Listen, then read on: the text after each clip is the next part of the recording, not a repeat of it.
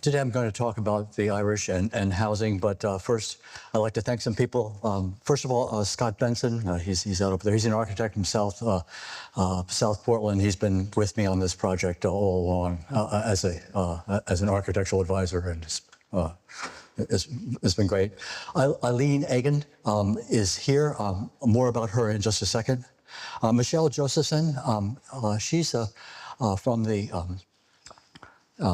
Morris Libby House, the Victoria Mansion, and she has really helped me with the life of one of the servants in the Victoria Mansion, Johanna Shine, and I can't thank her enough for her support and help with this project. She's also introduced me to the Portland Bridget project. It's just an excellent way to document the lives of Irish maids and domestic workers, and their scholarship has been great. As you'll see, I'm doing parallel things, but I'm an architect. I'm an architectural historian. I'm in it for the housing, and so I'm trying to put housing and Irish maids and domestic workers together. So we'll see if I can do that. Michael Connolly, you're Michael Connolly. He's been my spiritual advisor and things like that. He's been very helpful, and I really appreciate that. Earl Shuttleworth, one of Maine's premier architectural historians, has helped me all the way. And my wife, Judith Kenny, she's guided me through Ireland and Irish. She's Irish, and so she corrects me all the time. So there's other people there, but if for those things I say correctly, I think you can thank these people. For the things I get wrong, I take it, it's my responsibility. Irish maids in Portland houses. I'm trying to put these two subjects together, okay? They each have been researched, and they're there's quantities of research about Irish maids and the housing in Portland, more or less. And I'm trying to put them together in a certain way that gives you, consciously I feel that I'm the pole here, and there's probably some Irish people in the room here that I'm speaking to here, and I feel that, and it's a burden that I take on a lot. I went to Israel for a year and a half, and I studied a synagogue, and I talked to rabbis, and I'm used to being the only goy in the room, and I feel like I'm the pole in the room of the Irish. It spurs me on, and but just like the Jewish crowd, they're pretty hard on you when you make a mistake. I've heard that you would be hard on those who make mistakes too, so I'll try to keep them to a minimum, but we'll see.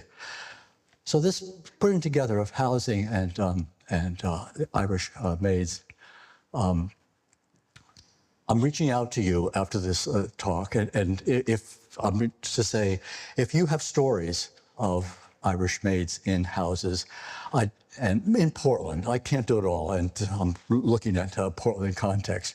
I'd love to talk with you about that, pictures and all that. I'm a house historian primarily. I'd love to talk to you about your family and all that, but it's the houses that they lived in, and we'll see that. You'll see what I'm after over there, but my goal is that, can I talk with you at some point? You can email me, we can do lots of things. I'm only one guy, I'm not a phone bank or something like that, but I'd like to talk with you about that. And I hope you'll be inspired to talk to me to find out more about your relatives who lived in these kinds of houses. Irish maids have been researched. I'm not going to bring anything new to this equation. It's a subject that has immense depth. And I've read some of the dominant scholars who look at that, and all I'm doing is quoting and citing these people and their scholarship. It's an impressive scholarship.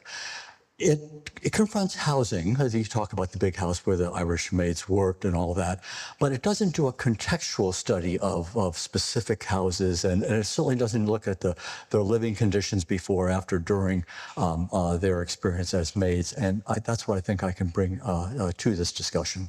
So the Irish maid portion of this has been well studied.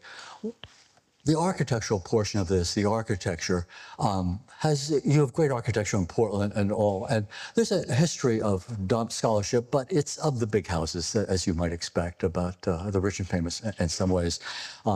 You have quite a vocabulary of architectural housing in Portland that hasn't been interpreted or very much, but I hope I can bring some meaning to some of that to you, because this is where Irish maids lived in throughout their lives, along with these big houses that I'll be talking about. One of the things that I have up my sleeve that other people don't have in other parts of the country is an amazing study. This is the City of Portland 1924 tax survey records. This is an amazing study. It's not unique in the world or anything like that, but it puts together information that you just can't buy, and in other cities you can't even get close to that. I don't know if you even know about this. It's part of the records.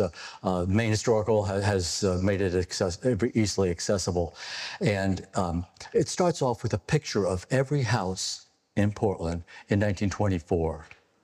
Every house. I mean, studies throughout the country, they picture lots of houses for lots of reasons. Every house, even poor folk, even stuff down the street, yes, for tax records and things like that. An amazing study. So pictures is one thing, but then it goes on. So there's a house photo of every house in Portland. It's also taken in the winter, nicely, because it had a lot of elms then, and you would have looked away. So here's the typical kinds of houses. The street address, age, they estimate. The number of rooms inside every house is counted.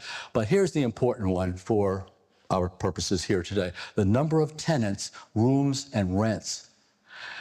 This is working class information that you can't buy. It just disappears off the map, and that's saying everyone in the house. It's not flawless and all that. It's only 1 year, but it's a perfect year. After the Depression, Portland gets renewed in the 50s when things get knocked down all over the place and all that. And so the oldest houses are still here from the 19th century, and they're there. So the documentation is absolutely priceless. I don't think I'd do this project. I wouldn't be here if I didn't have that source. With this source, if you have an Irish maid that you know that lived in Portland, even if you have an address and no house, I can find that house, and then I can tell you where your relative may have worked in that, if they're working in the house, or where they lived before, after, during, when they were made, in what kind of room, what are the possibilities. I mean, it's not magic, but I'm a house historian. I've looked at houses for 50 years, and not only that, I looked at Maine houses for 45 years in some ways, and that's what I've done. So I think I can tell you a lot about where your relatives might have inhabited within that house. Working class history just doesn't have a lot of stuff. The rich and famous get analyzed. The working class, very, very seldom. And so the amount of information that's there, I think, for some of you will be enlightening and all that. And I can't wait to open your eyes to say that here we have some information about your relative that we don't have before. Mutually single, networks of immigrant Irish women, 1832. So here's the dates I'm looking at about the immigration of Irish women. And it's not only women that I'm looking at, it's single women. And so there's a kind of subset of things that you study and look at. So I'm collapsing on this one. And the subject is absolutely incredible for lots of reasons, which I'll go on to talk about. But people like me, pseudo-intellectuals and all that, like to have a theory or a theorem or something like that to hold everything together. And this phrase, mutually single, it's right on for Irish single immigrant women. And what's so interesting and important about they're single, they're solidly individualistic in many ways, and they have mutual contacts with their usually sisterhoods or others and all that. And they maintain their sanity, their humanness, whatever, in this bond, in that single mutual context. This phrase, mutually single, I didn't make it up. Oh, actually, we have the person here who did use this and make it up. Eileen Egan, she's just sitting right over there. This is the title of her article. It's interesting. It's in Michael Calloway's book. They Changed Their Sky, the Irish in Maine. Mutually single, Irish woman in Portland, Maine, 1875 to 1945. Eileen Egan and her colleague, Patricia Finn. Great article about Portland's maids and the types of houses, case studies, and all that. She's helped me in this research. Again, I could blow her things that she might have wanted to say something else, but anyway, she's helped me, and I'm very grateful for her help in this. So I think this captures this chutzpah. I've studied Jews in another time and place and all that. It's a Yiddish word and all that, but it's absolutely perfect, I think, for describing Irish women coming to America and how they were perceived by. Now, the English press, as you know, hammered the Irish. In cartoons that you've seen and all that, Irish maids, they talk a lot and they're kind of buffoonery and all that. That's a kind of English put down that we could expect in England and we find, and it comes to America and all that. People had never been talked to by females before independently. It's just, think of this is 1820s, 30s, 40s, 50s, where they're coming to America and they interact with their betters or their overlords, the people that hire them. And they don't take it sitting down, and it's all typically recorded over and over again. They talk back. Whatever. The literature is all full of that. Every scholar has to confront that, and I love it. It's hard for most scholars like myself to understand that simultaneity of mutually the sisterhood and the singleness altogether. Another phrase that I think is a good one for me to keep me on track and understand about Irish single women is they changed their sky. They changed their sky, but not their soul, who crossed the ocean. This is a quote from Horace, the Roman poet. It's borrowed by Thomas Cahill in his books about Ireland Saves Civilization. Hey, that's a good title, right, for you Irish guys? It's a good book too. But it typifies Irish maids and their interaction in Portland and other kinds of places because they changed their sky. They changed their cultural everything. These are agricultural. Academically, this is the peasantry. I come from Polish peasantry. I know about that. I studied this kind of thing. They come from a rural farm background into an industrialized civilization. So they really changed their sky, but not their soul, who crossed the ocean. And so when they cross the ocean, they come to an industrial, technological universe and all that. They confront that right away. And many people change in that, but they keep their traditions. And it's mind-blowing in the way that other scholars look at that. They confront industrial civilization in many ways, and they don't buckle. They don't buckle with their religion, okay, primarily in some way, and their traditional family values, whatever that is. So it's that combination. That's why chutzpah is such a good term, because it's gutsy and all that, and there's a little bit of arrogance about it, or at least confidence about that. Anyway, you can see I'm enamored by Irish single women coming over here, and that's what we're going to talk about. Okay, I'm just setting you up for my enthusiasm. You can disagree with me if you don't think that's overdone. You might think it. I'm going to read this just because it's a lot of stuff here. For over a century, Irish women immigrants to America were often sustained by informal and familial networks of single women support. No other immigrant national group has sustained such high numbers of single women immigration over such a long period. Labeled immigrant chain migration, this mutually supportive process extended to all stages of a woman's life in Ireland and America. When you read the scholarship about this is not new. I mean, every scholar confronts this. This is absolutely without precedent. The women came over as single women to America. I'm coming from a different brand of scholarship. Jewish, Polish, Italian, that's what I've studied and all that. In those groups, nobody comes over single. I mean, I've talked with a couple of scholars who do immigrant studies in some ways, and I've talked with them, and we all look at each other together. We can't name one women in one person coming over single. Now, you have to be clear here.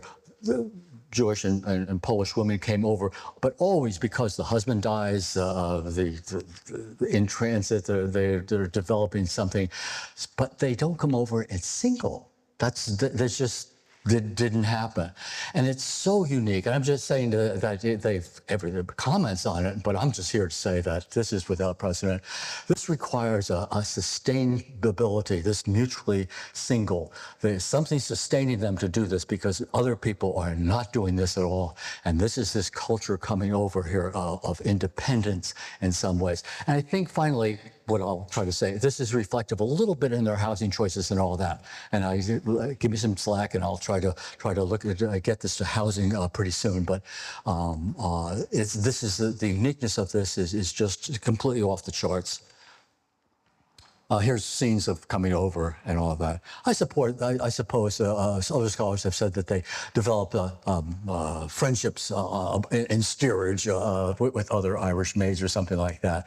But no other culture is sending their women single over into America. But you guys, your people did, and it's incredible. The initial stages of this often single sister-to-sister process began with the assistance with immigration and job placement, most often in domestic service employment. Although high percentages of Irish women never married, even in marriage, traditional Irish patterns of gender separation of male and female worlds facilitated female mutual support, often necessitated by widowhood due to a husband's early death or departure. Subsequently, widowed and single Irish women continued traditions of mutual support in shared accommodations and Irish-run group and boarding houses. Contributing to this pattern of mutual support was the widespread economic success of single Irish women, particularly through domestic service, with room and board provided, and which promoted economic development in fields such as education, nursing, and clerical work. Irish women obtain financial success way beyond other women or other even groups of males or males or anybody of the immigrant lower working classes and all that. The key is that they came to in America and they were ideally suited for a job description that nobody else could take or wanted for various reasons.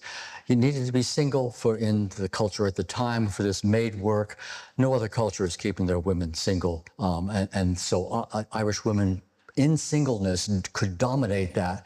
And what they got in this labor that they're doing is what no other group got. They could get wealth. Grammy Hubka and Grandpa Hubka, from my background, 3/4 of their income immediately go to food and housing, just like that. They're going to save, not even close. Irish women are given room and board, and they save, and they acquire money beyond. I mean, I'm not making them rich people by any standards, but they are able to acquire wealth in ways that other women aren't even close. You just compare whatever immigrant group you want, Germans or Poles or whatever, you don't get that ability to make this. So they're advancing, and then they advance into other kinds of realms and all that. In that description, I also talk about the way that their singularity is maintained even in marriage. The Irish are described over and over by cultural historians as maintaining the separation of male and female groups in everything, politics and home life and all that. Other groups do that too, and this is not unique in the universe, but there's an extreme separation in Ireland of the separation of male and female groups, and this continues. And I point to the one aspect is the husband dies quite regularly. Irish men are in the most difficult, die early is what I'm trying to say. Ultimately, we all die. And They are in the most difficult areas of industrial pollution, et cetera. There's also abandonment. There's also drinking and other things about we can describe. Every immigrant group has this, but Irish men were in the forefront of the industrial age of losing it, and so we have a lot of, even after marriage, husband dies, the wife has to take over in that mutual support between sisters and daughters and others. They find sustenance and they can continue. It's a story, and their housing will reflect that. So I'm jumping here to a lot of things, and I'll try to put it together with housing. Lots of times when you do something like this, you're talking about generalizations about, Irish women or something like that. So if you're a student, what you want to do in that situation is to the professor say, Professor Hubka, well, can you give me a specific example of that? Because it's all theories and all that. Well, okay, let's see if we can do that. So here's the specific example. This is Hannah Shine, and she worked at the Victoria Mansion. And this is the scholarship of Michelle Josephson and her staff at the Victorian Mansion. So here she is in 1913, nicely dressed up. The Irish women were always hammered in the press about dressing too finely, above their station in some ways. They had a little bit more money, because they could save a little bit more, and they could dress a little bit better and all that. So it's interesting to watch the dominant English or whatever press try to undermine that her good looks, her good dressing that we see there. So this now is the story of Hannah's.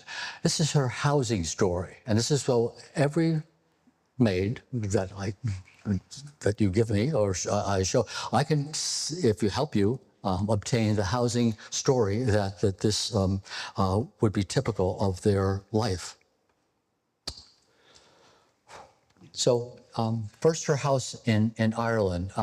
I don't know if you can trace your relatives back to a town in Ireland. So here's is Johanna. She was called Hannah most of her life. Shine, and there on the right is the house in Mulvane, Ireland. Kerry County. It's a two-story house there in that photo that it was changed, but the house on the left was probably what it looked like. This is the house with a thatched roof. It's one story, and it's 3 rooms wide. Three rooms wide for wealthy Irish folk in the countryside. 2 rooms for average, and 1 room for the lesser. Anyway, these are modest houses, thatched roof. And this is the house that she came from. Typical of, 80% of Irish people, agrarian house that comes to America. There's a picture up there of the Irish famine, terrible pictures of the destruction of almost a civilization during the 40s, 1840s. It's often talked quickly about by people as, well, this is the reason that Irish maids came over there. What you have to understand is that single Irish women are coming to America before the famine. The big dates that we start is 1820 or so, by 1830, full stream. In other words, they're coming before this devastation of the famine, and they will come after. It peaks during the famine and all that. So you have to look, scholars look at themselves and say, well, what drove them on? Now, here's where the difference, people will talk about different reasons about why they came as single women. So there's the marriage market was shrinking. That's one thing, but it's not the only thing. The home crafts that they were usually in charge of, this is the sewing and other, they were dissipating in various regions of the Industrial Revolution, et cetera. So their job prospects were shrinking. Marriage was getting later and later, and whatever else it took, they come en masse to America. So it isn't just lack of food. I've talked with people and they get the famine in the head and all that. These Irish women are coming here before that. There's various famines in Ireland over the 19th century, but But it isn't just the famine. It's looking for a better life, and they consistently did that, and they heroically put it all together and came to America. So in crossing, she comes single. She's born in 1880, and she comes to America in 1900. Alone as far as we know, enters in Boston, and then comes as the sister network would describe. She comes and lived with her sister in Portland. Her sister is Nellie, and she lives with her. Now, Nellie is probably working at the Stephen Weeks house. This is this house over there, and when you're an Irish maid, you can't usually bring your relatives in, so that usually means that they have to live someplace else. We don't know the exact situation when she came, but that's always a most difficult one for your Irish relatives that you're trying to search. What was those initial stages? Usually a room or a space in an existing house of an existing relative sister dominates. So that's the usual one. Where was that sister? Where was he living? That's probably... These are houses on the left. They look like single-family houses, but everything that you see there is mostly converted to multi-housing. That'll be a theme of this talk about what kinds of housing do these Irish future maids before and after. What do they live in? So there's Hannah's. She might have worked in that house with her sister in the Weeks home that you see there. We don't know that for sure, but that would be typical of coming over and having the sister secure employment in a house.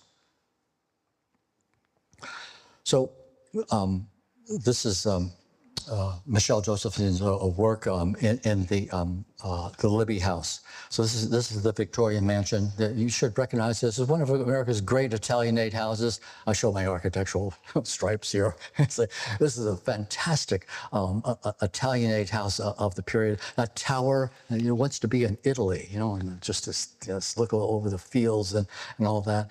Stylistically, one of America's finest. So.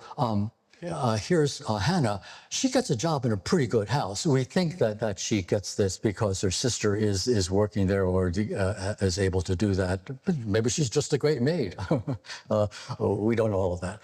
But when you look for your relatives in what I call the big house, the house that they worked in, try to, the first thing here is, in blue, what you see there is that this is the kitchen L of the Victorian mansion over there. So this is a big block of a house, but out the back there is this extension.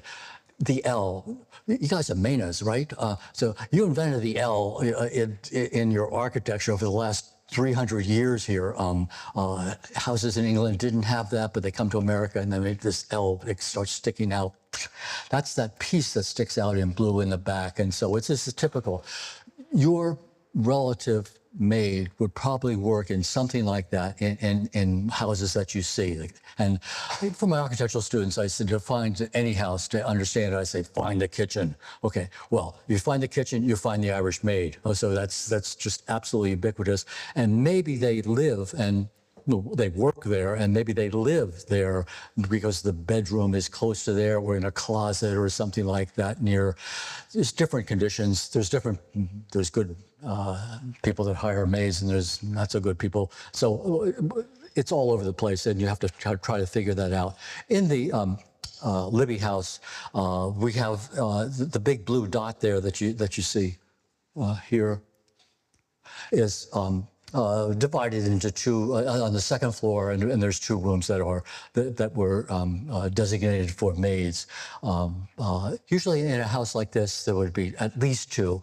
Kitchen maid, and then the maid that cleans everything else. So that's a typical one. Hannah here was described as a cook's maid or something like that. So she'd been working in that kitchen and living upstairs there.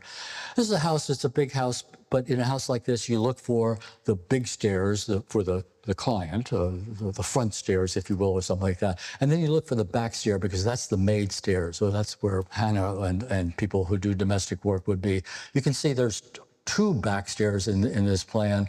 One is for the inside-outside, and the other one is a traditional back staircase. You watch Downton Abbey, anybody? You know, you got the maids and the back stairs and all that. Well, that's what you look for and think about. That's usually part of house history that will come up when you try to take apart houses that your relative worked in. So Hannah, we find her in census. Michelle research has found in census. So in 19. I'm blocking out here. 1911, she in the census, she's working in the Libby Mansion. So she's there. She may have worked here 2, 3, 4 years that we don't know. So 4 years or maybe 3 years of work in this house. And then she goes to Ireland. She leaves in 1911 or 12, and she goes, and then she is no longer working in the Libby Mansion. She probably goes back because her father dies. This is fairly typical reason to return. He died about 3 years earlier, but she comes back there.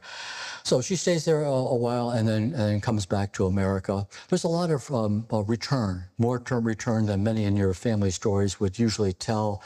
We don't usually like to talk about going back. Some people go back and stay back. It's not the American story, but it happens a whole lot more than we have usually written about in some ways. But when she comes back, she stays at the this 76 Grant Street. This is the house that her sister or her husband lived in, and she's staying there as she's working or looking for work elsewhere.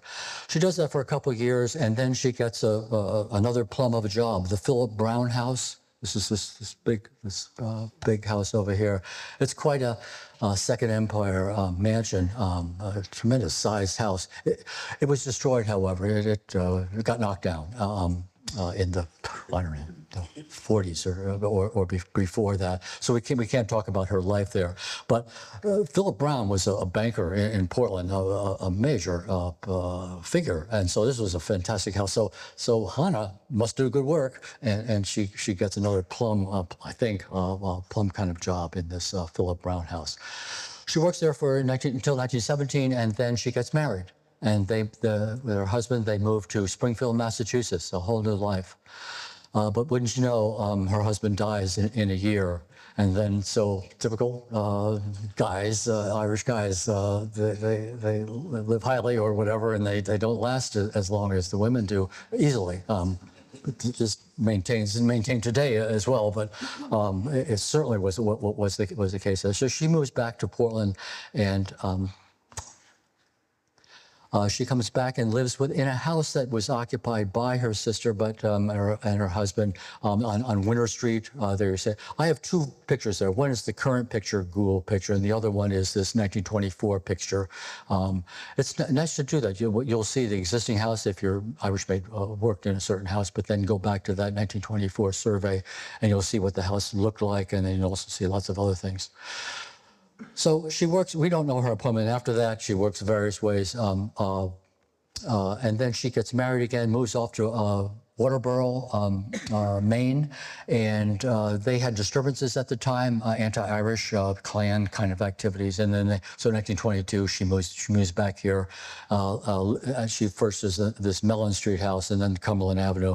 And she dies in this Grant Street house. Some houses are gone or whatever. My goal would be to try to find out all the places that she lived in and to try to tell you and do the floor plan and tell you about where she lived and all that.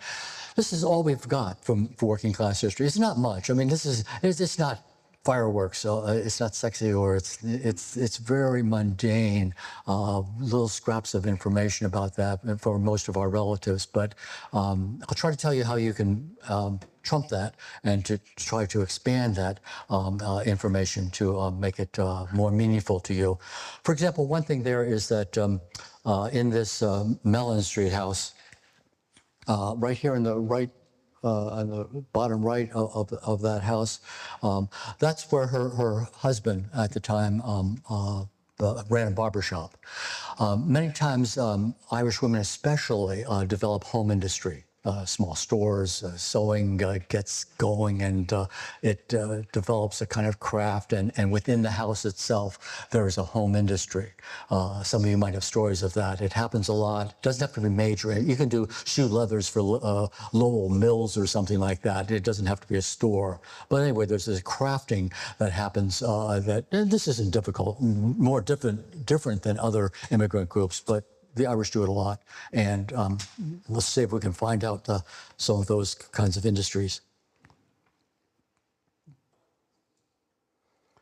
So my research goal is to say that one Irish maid, what's the chain of different houses that describe their lives? We don't have a lot to go on, but census, I haven't mentioned census is a good tool for you to use. If you can't do it, you could just hire someone to do it for a little bit to get your family or something like that.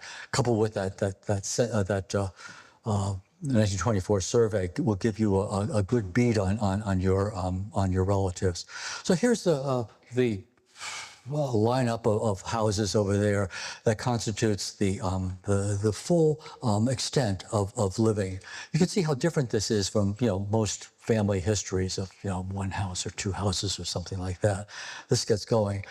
So I'd like to now to switch more to houses and about how that you can look at different houses and develop an understanding of how your or any Irish maid would have worked and lived in those houses. So Portland maids experience two different kinds of houses continuously. One is where they worked and lived, and the other is where they lived both before, during, or after. I say during. In the early period, 19th century mostly, Irish maids usually live full-time in the house. They get room and board and live in the house continuously. By 1900, that started to fracture a little bit, so you could live in someplace else and then work in the house and back and forth. So technology is improving a little bit, so it opens up to a more complex situation. So it isn't just they had to live in a house and then they either were living in a house as a domestic servant or not. And sometimes it's very mixed. So you have two kinds of houses. Here's the big house. The big house, is that the penitentiary?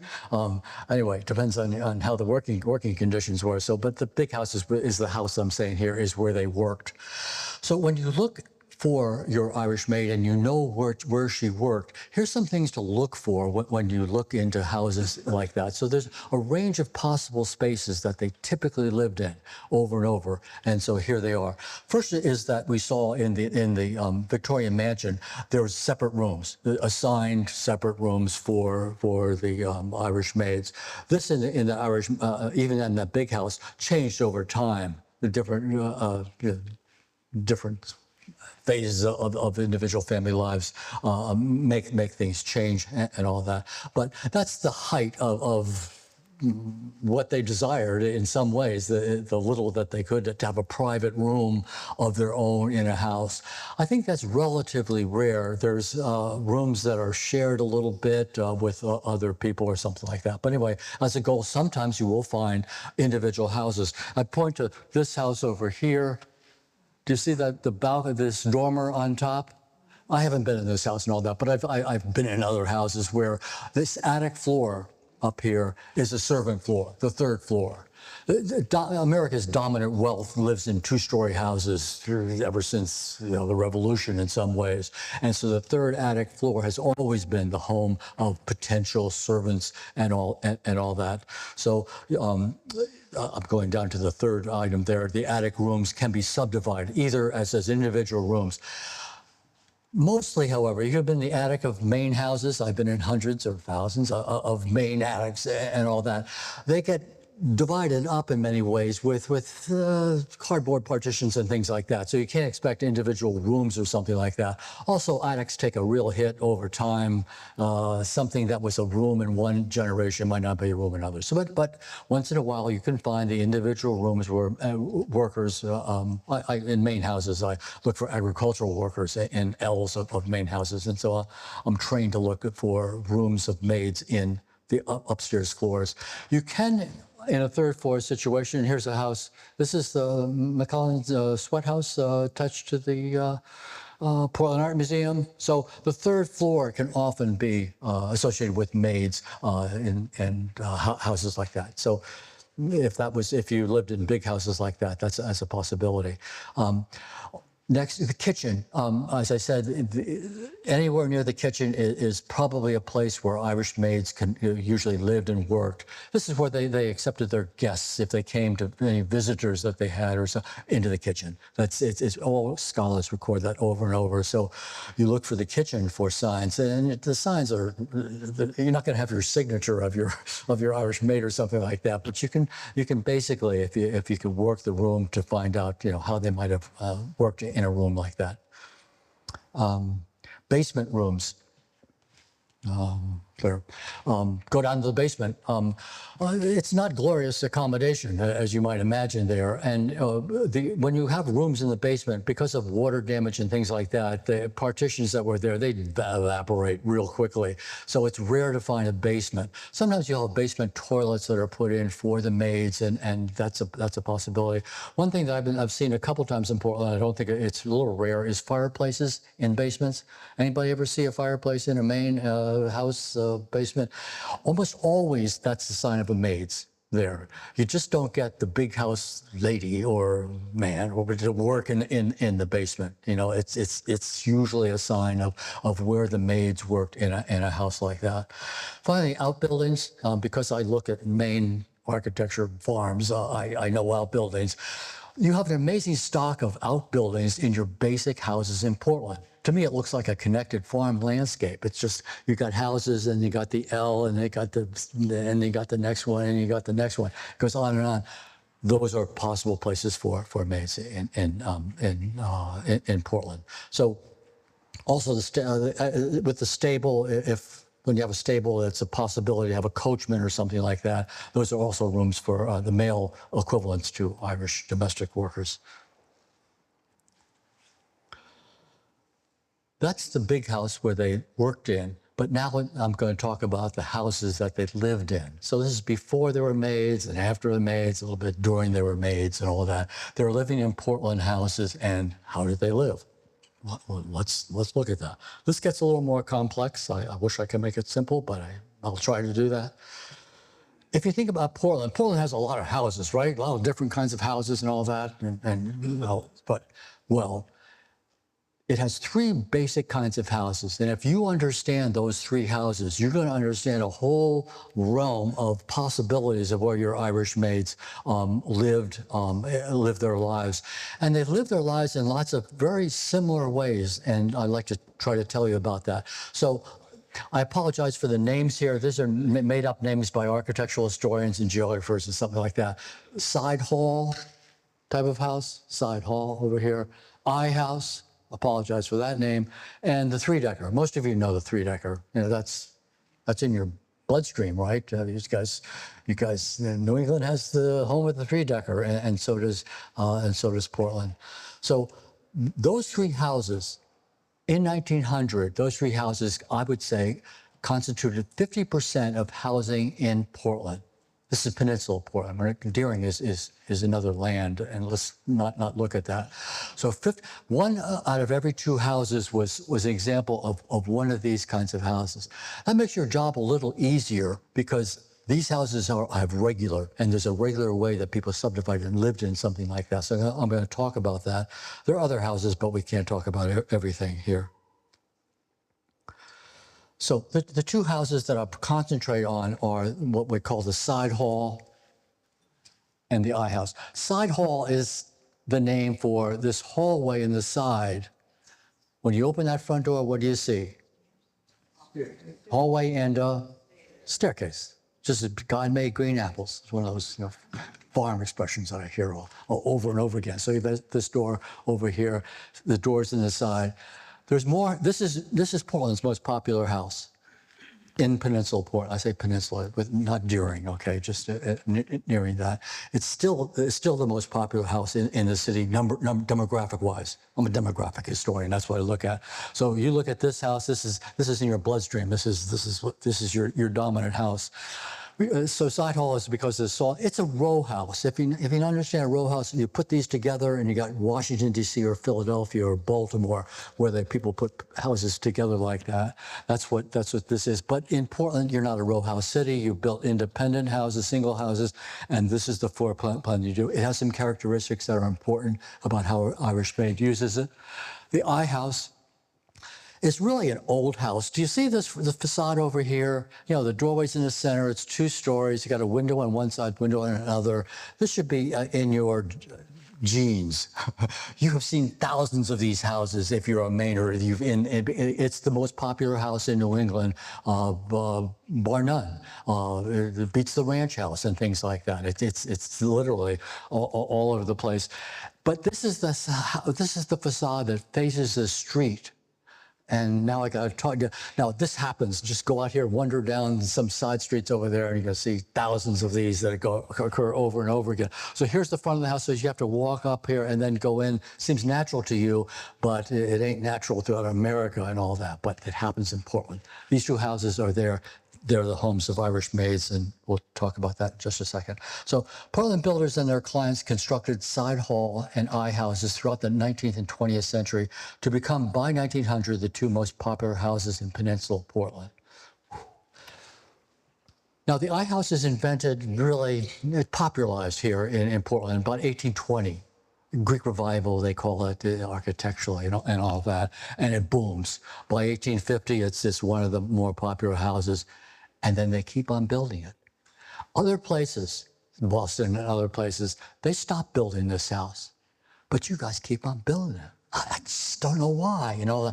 And there's some things I can't answer here. I don't know if there's a spiritual issue or something like that here, but you keep on building this type of house. And this is an even older house. This comes from England. This is the front of the house. Usually it's here's the front, and you come up there and all that. But in Portland, it gets denser and all that. And the house that used to face the road like that gets tilted like that. And so that, therefore, this thin thing faces the road. Not only that, you guys build on the property line, so that this is on the property line, for crying out loud. Do you know that about your houses?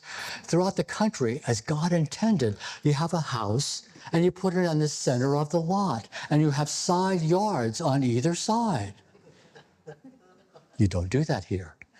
You don't. Anyway, I studied, I can tell you about English law and why that occurs here, but it gives you a density that other places don't have, and the house operates a little differently because of that, but we'll go to an architectural lecture to find out all that.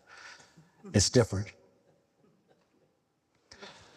What else is different about this house is that, so here are mostly both side hall and I houses together. Here are houses that are grand and almost of the gentry and all that. They're larger over here, and they get gradually smaller and smaller and smaller.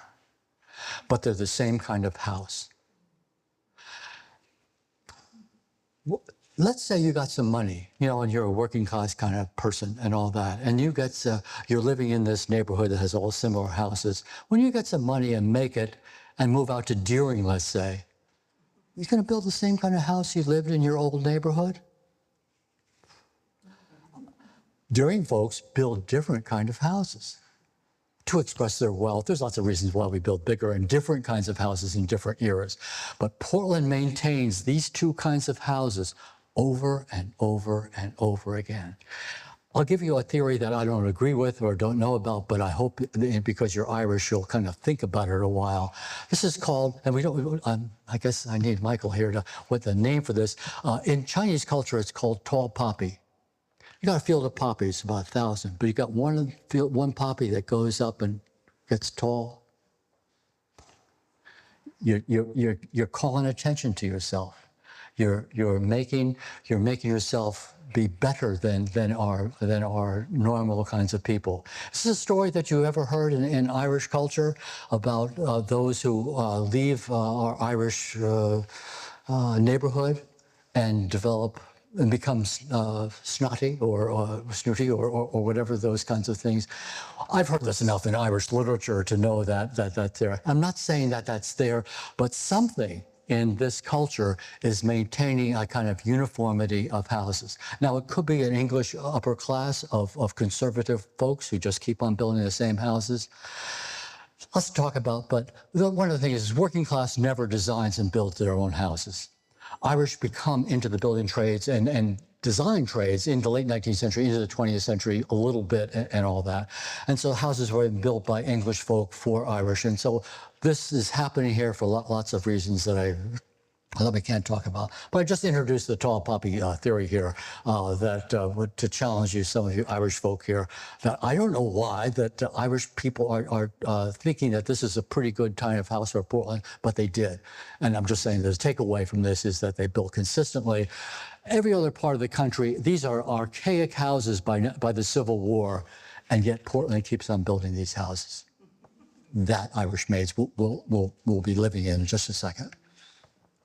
There are other types of houses in Portland, and believe me, I can tell you about them, but we don't have time for that. So we're gonna move on. But I would just mention the one. This is a double house, right outside. Out there are 5 or 6 of these over there. If you draw a line down the middle, you got 2 houses on either side. So here's one side hall house, and here's another side hall house. That's another kind of popular house in your city that is done over and over and over again. So some of the ways that Portland's dominant houses, like the side hall and I house, accommodated single occupants like Irish Maids and various working class residents. So here's some of the strategies that were that your relatives, here's how they lived in these houses that we just look at, we've been seeing them from the outside. There are certain patterns of multi-occupancy usage that characterize these houses over and over again, and this is where your Irish Maids will be living in a house like this. Your basic house has 2 kinds of units. There's a front house, and there's the L, or the kitchen L, or something like that. Usually the L is smaller, but for various reasons in Portland, there's 2 of them that are about the same size, and they're located like that. Now they can be a single family house if you're wealthy. They built those. Many of those were built for one family, but then subdivided to become, as the second and third diagram show, to become 2 family houses, either by cutting it this way, family on the bottom, family on the top, or cutting it this way, family in the front, family in the back. And that's one of the things you're looking for about where your relatives lived within, where maids lived within houses like that. Another way to do that is to use the attic floor. Your houses are well built here. I mean, compared to Cleveland, compared to Topeka, where I've been, they're larger. They're a little more well built. That has to do with your traditions of building and all that here. And so your 3rd floor, usually a junk floor or something like that, or a minor place, because of the side walls that are often filled up, it can be rented out. It can be not just a dive of a place. It can be used there for 3rd residences. The thing that you also look for is, given a house like this, how can it be subdivided and rented? And that's what these houses do really well. They can take on boarders, or there's different ways to describe the people who come in and out of houses like this. Another way to do that is to make one portion of the house part of a store or something like that, which has been done over and over. And the Irish are very much part of that in their development. If you could take a dream sequence here, is when you look at a house like this, if you can possibly think of the different ways that different Irish Maids could be renting that place in different ways. I just show some ways here. If you have renting the 3rd floor is a dominant way for a boarder without very much money can live in a house that you see something like that.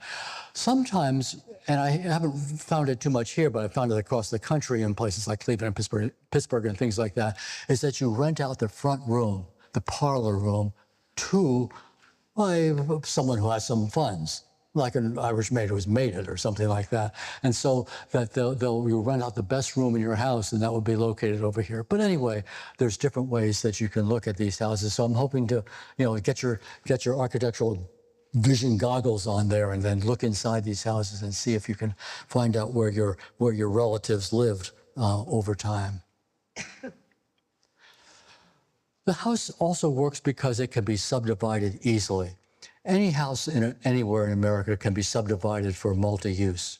It just, again, you put people in and subdivide it. But often, houses that don't do that very well get destroyed. They get lived in poorly or something like that, and they get down. They get mashed up in some ways. Your houses have lasted.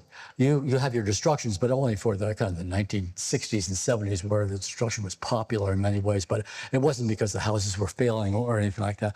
But one key to this, how this house works for subdivision, is this front hallway. It's the hallway that enters the parlor over here, but it's the ticket for developing the staircase right over here that develops a top and bottom house. So you can have a downstairs renter and an upstairs renter. Simultaneously, these houses were also built with back staircases in the L. This allowed the back to be separated for another kind of rental unit, et cetera. And so this becomes really part of a style of these houses work. And is that the kitchen L? That's because you Mainers do kitchen L's from here all the time. It's a place that can be separated from the house itself, and then it can be lived top and bottom. Gradually, these houses develop over time, and you've seen these, but not like me, you don't measure them and all of that. But the L's get longer, and they get a little wider and wider. It just happens like that. It's like if you think of the L there, it's thin and it gets thicker, and then gradually it gets something like this, and voila, what do you have? You got three-decker over there. And so many of the houses are acting like three-deckers over time. What's happening in Portland is that you're becoming a multi-unit housing city. So the idea of a single-family house is rapidly vanishing in this town, big time, and we have multi-unit housing. The three-decker is also a hinge point in some ways, because this is now a high point of maid culture. Maids typically alone don't live in three-deckers. Now, they could come into this house with their sister and their family, and after they've worked or something like that, but it's not a maid house. And it's also not a house that has maids, that people living in here would develop maids. What you see in this housing, and what you want to, three-deckers have a kind of spotty reputation. Sometimes it's poor folk housing, sometimes it's whatever. You fixed your three-deckers up a whole lot here. But in 1900, as the three-decker revolution develops here, as it developed in all New England cities, it's the house of an ascendant working class. This is the house with all the utilities. The first time the working class ever had gas, water, sewage, electricity, and telephone. Bango. This is a whole different way of living. And these people who lived in there all of a sudden do not need maids, as they once did, or they once could afford, or something like that, because they're also getting work done by new improvement technologies and all that. So the three-decker signals really a turning point in maid culture in some ways. The ritual, as we'll always have them. They continue to hire maids and things like that, but the descendancy of the typical maid worker is challenged at this time and becomes less and less. There's also more competition from other cultures, and when you don't have to live in the house, and therefore other cultures are developing, are doing maid work over time.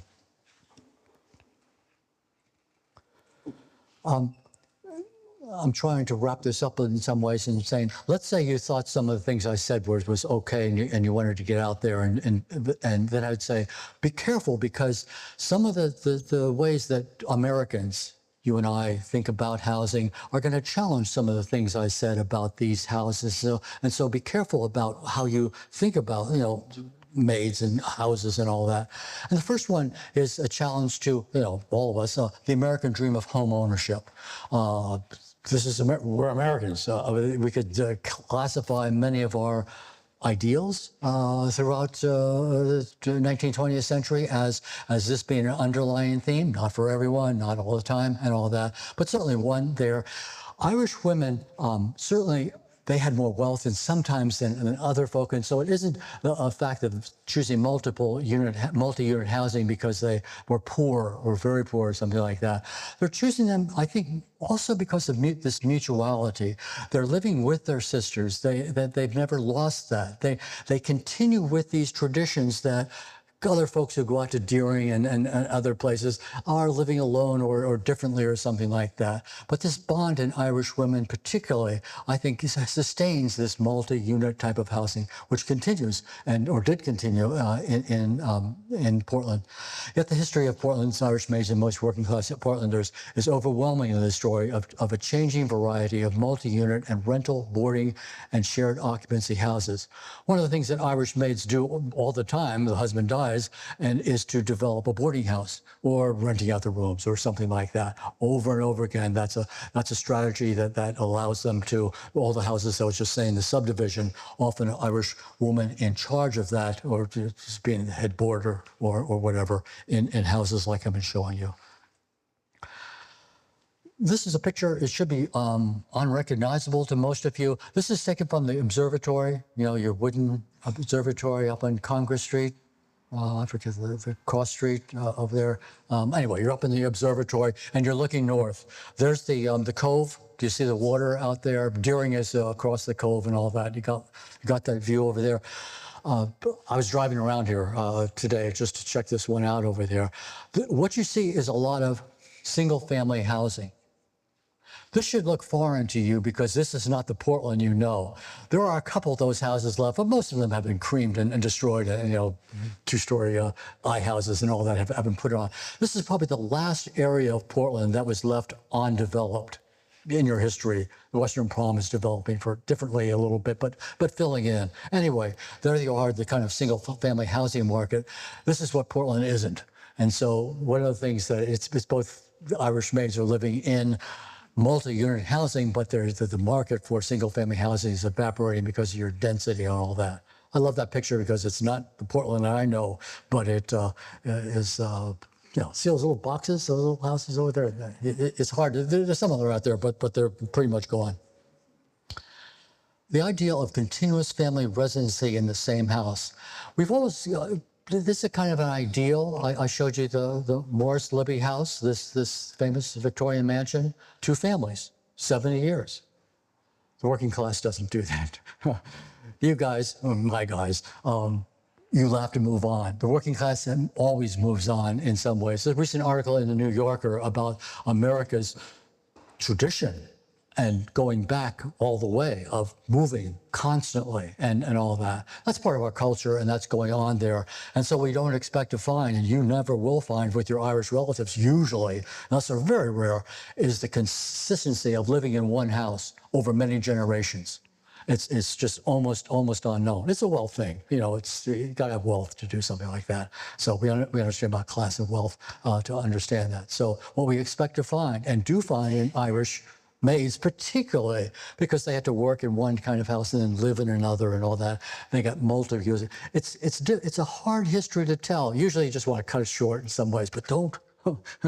Put that chain of houses up and be proud about how they were living in one kind of house and another. You can see you have to transform yourself to work against the cliches, American cliches about living in one house, and that's cool. To my relatives lived in multiple houses and they changed a lot. And I think that I'm making a positive thing out of that because that's what they did and that's what they had to do. So they could repeat. All the houses that you see there are multi-unit housing that was subdivided. There's 2 kinds. You can build a house for multi-units, a 3-decker. Okay, 3 units there. You can also subdivide that, or you can subdivide an existing house. Many houses in Portland through economic years are subdivided. Big houses become, divided up. You know that and heard of that. That's also part of your Irish maid history. So I showed that. I think that if I could, teach you a little bit or plead with you is to think about houses like this, and as opposed to one organic thing, think about it as the way that these families lived in multiple kinds of ways. So in conclusion, researching the housing and domestic history of Portland's Irish Maids, I would like to close with a specific strategy for uncovering difficult to research housing histories like those of Portland's Irish Maids. In my book, How the Working Class Home Became Modern, I stress the importance of domestic improvements like electricity, water, gas, sewage, and telephone to the overall quality of life for the late 19th and early 20th century working classes, including Irish Maids. This might sound like a very difficult path to research in a family's history, and it is. But I would like to show you a way to use domestic improvement history to begin to uncover, there I did it again.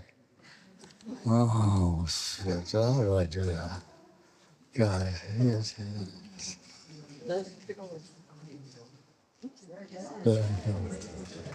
No. Yeah, but I can't get the whole screen. Do I get on the whole screen? Ah, there we go. Okay. Please. There. Okay.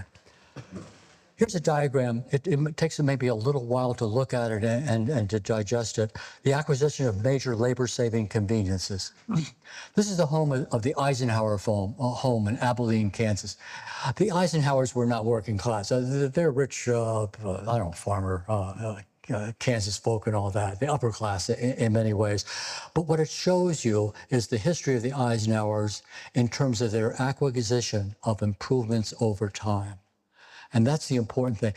You can do this with yourself. You can and your grandfathers and your grandmothers and your greats and all that. When did they get electricity? When did they get vacuum cleaners?